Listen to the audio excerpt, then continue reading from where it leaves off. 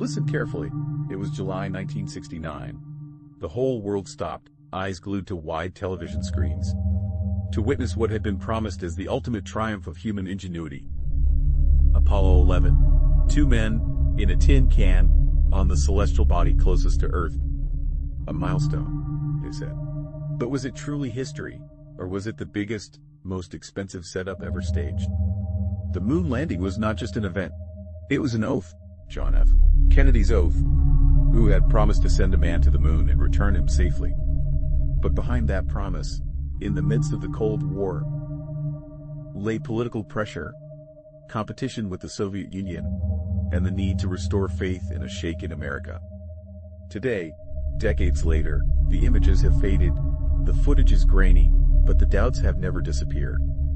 They remain there, suspended in the cosmic void, like the echo of a truth that was never completely revealed to us. And every time we look at those old recordings, we ask ourselves, what were we not told? The first shadow of skepticism is always the simplest, but the hardest to ignore. Let's talk about the flag. The image is iconic. Neil Armstrong planting the American banner, the symbol of triumph. But if the lunar atmosphere is a perfect vacuum, without air, why is the flag waving? It seems to move, to billow. NASA's defenders explain that it's due to a telescopic pull and the stiffness of the fabric. But in an absolute vacuum, shouldn't that fabric hang limp, without the slightest crease, as in a vacuum-sealed environment? It's a detail too perfect, too terrestrial, to be believed. And then, the background. If we are in a cosmic vacuum, where sunlight is intense and unfiltered, our eyes, and the cameras, should capture a myriad of stars in the pitch-black sky. In none of the official Apollo 11 photographs is a single star visible. The sky is a canvas of absolute black ink. NASA's explanation. The camera exposure was set for the bright lunar surface, rendering the distant lights invisible. A technical explanation, certainly. But wouldn't it have been simpler to film the footage in a gigantic studio devoid of light sources? The darkness does not lie. And that darkness, that absence, is one of the most unsettling pieces of evidence that the scene was calibrated, controlled, and, above all, limited to what they wanted us to see. Going beyond the naked eye, examining the light, reveals the scene's true weakness. If the only source of light on the moon is the sun, all shadows should be parallel, just like the shadows cast by objects at noon on Earth.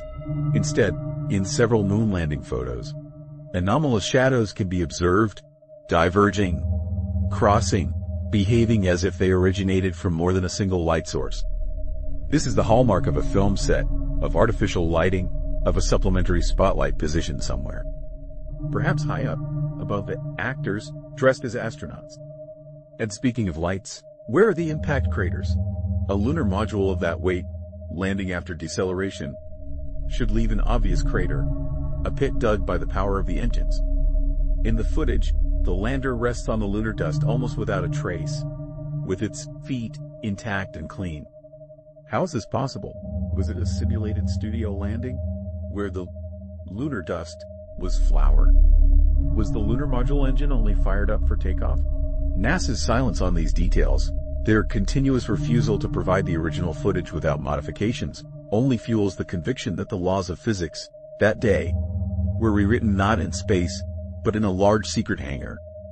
The mystery deepens when considering the people involved. The Apollo program was marked by a surprising number of mysterious and premature deaths among engineers, technicians, and security personnel. Tragic coincidences, NASA claims. But in such a crucial mission, fate striking so many witnesses and key figures raises unsettling questions. These were men who knew the details, the timings, and perhaps the secrets.